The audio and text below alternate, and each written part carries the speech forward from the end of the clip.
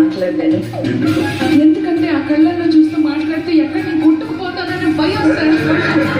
ఈ అమ్మాయి చూస్తా ఫ్లవర్ లా ఉంటుంది కానీ చాలా భయం. హౌస్ లో ఏమైనా పార్ట్నర్ ఎత్తుకున్నాం అనుకుంటున్నాం. లేదు